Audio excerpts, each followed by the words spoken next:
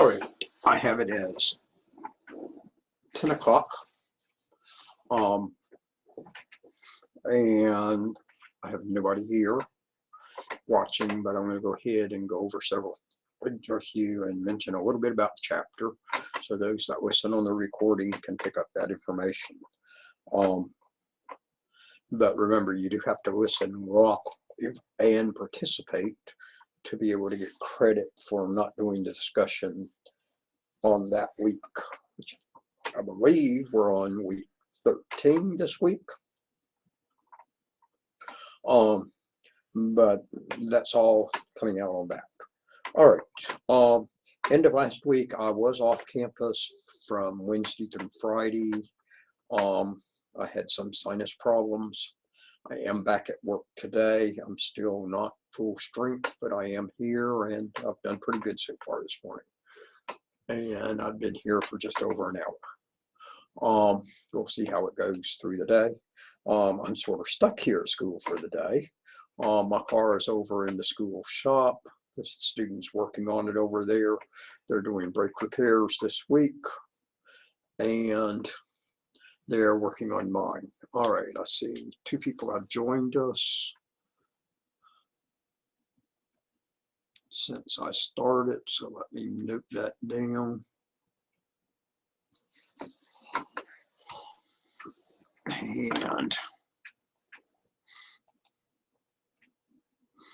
But I don't have any chat participation yet. So there's got to be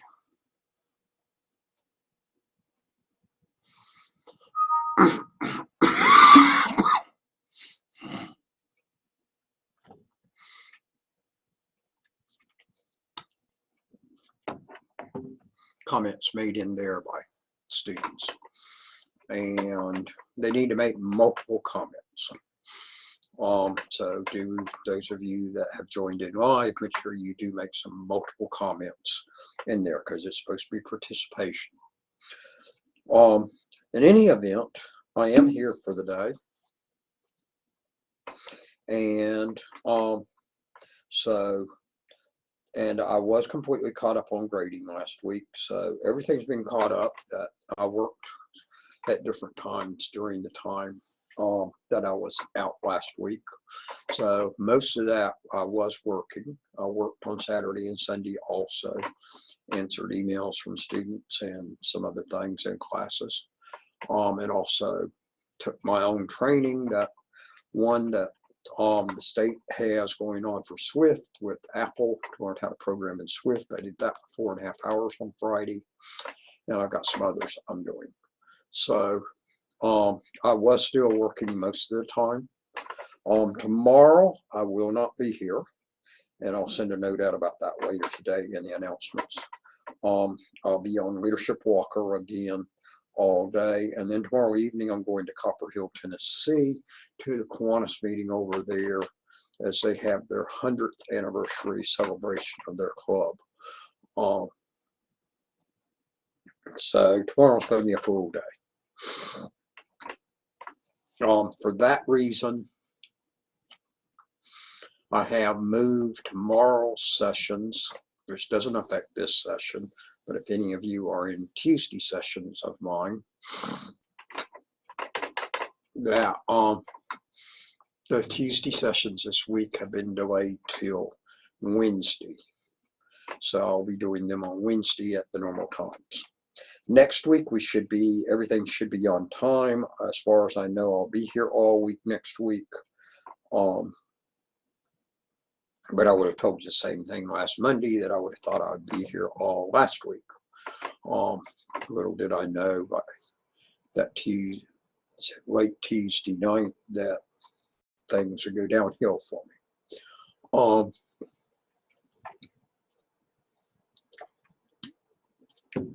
So that's what's all going on there. Registration continues. We are moving towards the end now. And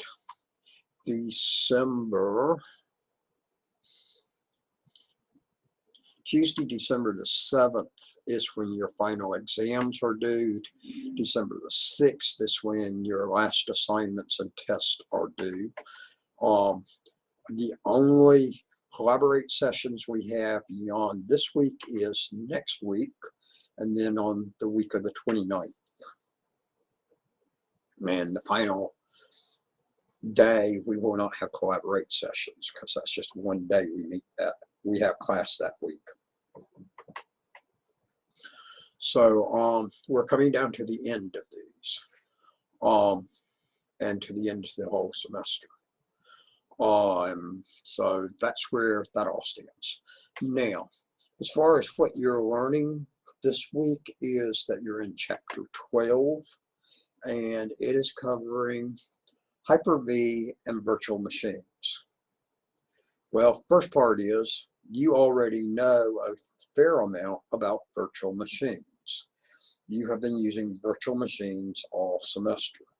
May I also make a suggestion to you that if your machine, if VirtualBox tells you that there's an update available for it, I would not change it at this point. I would not install that update. You've got everything working nicely on the older version.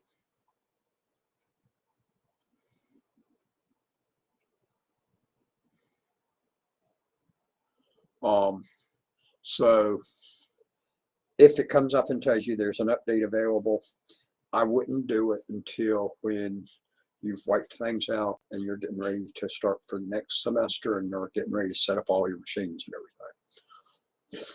everything. Usually it works no problem during the update, but sometimes some settings apparently get changed, or the meaning of some settings, and it causes some students problems. Typically, the biggest one I find is that their settings for network need changing and that it's not doing network connections.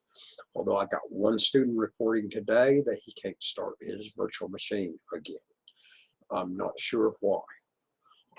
Because usually they'll start right on fine. It's just like on network settings where I've had y'all putting them as internal normally. They may need change to bridged, and then that seems to solve the problem on that one. But I'm not sure what this other one is. But in any event, you know a good bit about virtual machines because you've already worked with virtual machines. So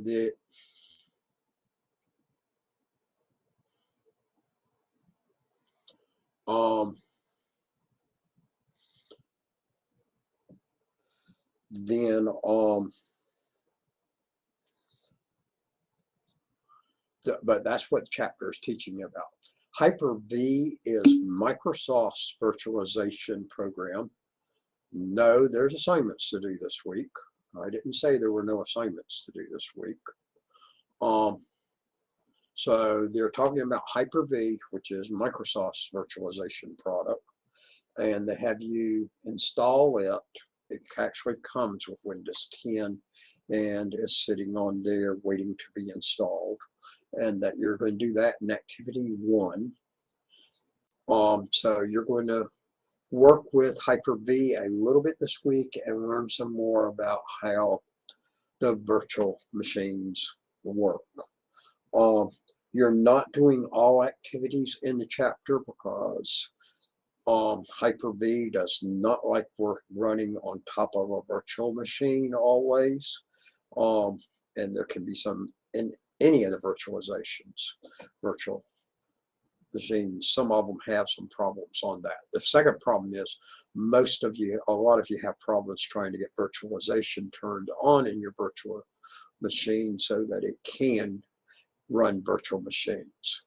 Although an item I added in announcements last week that I learned in a class I'm taking right now, I think will get us around that one to allow you to activate virtualization. So in any event, you're doing just the first 3 activities. You're not doing the rest of them, which definitely go on up to, looks like 12:7. But you're only doing 1, 2, and 3, and on 3 you're only doing part of it. So definitely read my notes on the assignments before you do the assignments. That you're only being assigned part of them, and I gave you some notes about how to do that. Those do work because I have done what y'all got you doing.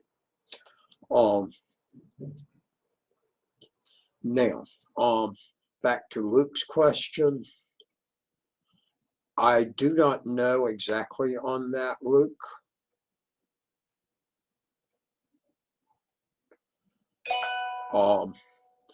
That's not information that I have or keep up with. You would need to contact financial aid to get that information on if you can sit out a semester and not repay on loans, or if you have to start repaying loans at that point. The rules on that keep changing out there, so I don't know what the current rules are. And then the pandemic caused some special rules to be kicked in and everything else for the last few years.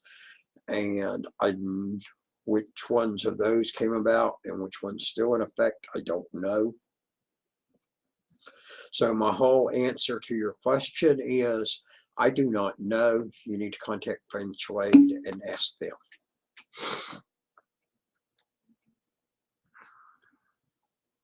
Just remember that internet is available anywhere. I have managed my classes in Blackboard over the years from all over the United States, also in Paris, and also from China. The only restriction I ran into when I was trying to do stuff on the internet in China was Blackboard was no problem. I could go in and do anything I wanted in there for the whole 2 weeks I was over there.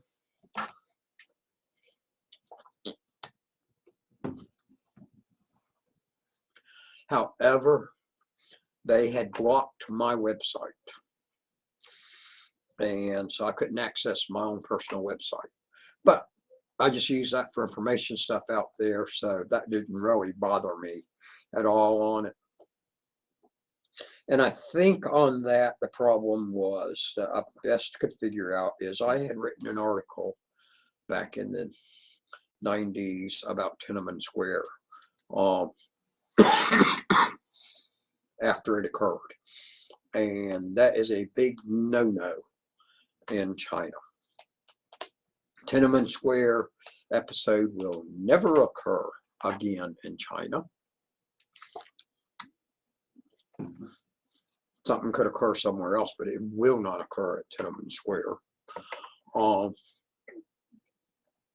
And that the Chinese government is scared to death of what happened there, and that they do not let anything be said about Tiananmen Square. So I think that was why it was blocked. But Blackboard was completely open. I communicated with students, worked on my classes, graded from there in China, and also that was back in 2005. And in 2017, I was in Paris for about a week. I went to Paris for Kiwanis, and had no problems working on everything there. And so I have worked on classes from around all over. I've worked on them even this past summer, drove out to Salt Lake City and back. And every night, my college roommate and I rode out there together for me to go to a meeting. And every night when we got in the motel, we both got on our laptops, and he teaches online for a university down in South Alabama. And me teaching online, that we were both working every evening for a good while and stayed completely up to date in our classes the whole time we were gone. And so I would mention that one to you also. But that's what chapter 12 is about, is virtualization. Virtualization is extremely important in today's world. there is a ton of virtual machines in use. Servers, particularly, that the number of physical servers at any location is dropped down as people have gone to a bigger server and virtualized the other servers onto that one physical server. So they've got a bunch of virtual servers running on one physical server, so less equipment. They've also virtualized them out onto the cloud and put them out there. So that's extremely. You're in Windows 10, which is a client course, and actually there's been a lot of virtualization of client machines also.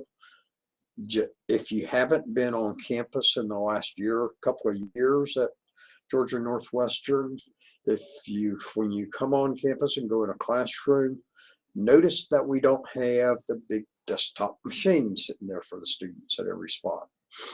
There's just a little box mostly on the back of screens that actually is the machine that they're using, and they're actually using a virtualized machine that's running. And so they're doing that on it.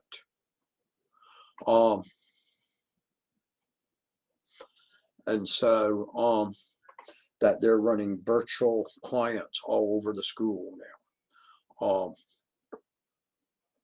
But it is a lot out there in the real world that the virtual servers, because it cuts down, it's not just machine investments. One is you do cut down on machine investments.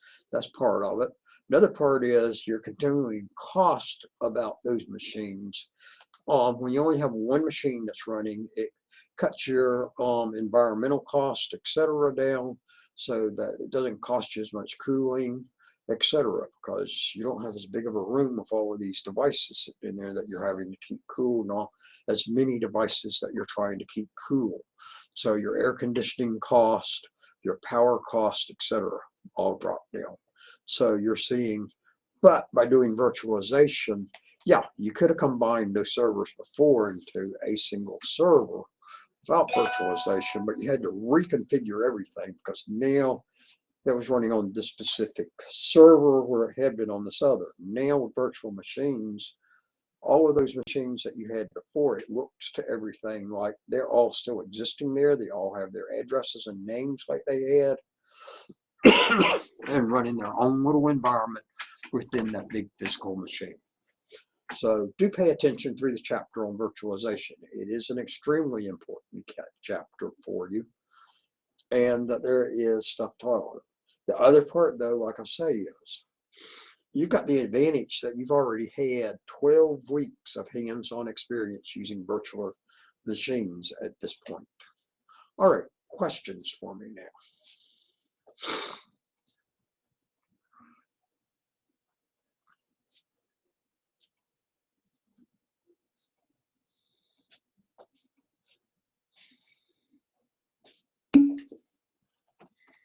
I think I've covered all the big parts.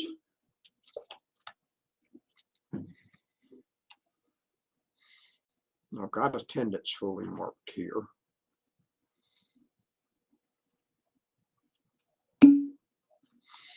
All right, seeing as there's no questions or comments, I'm going to go ahead and stop the recording.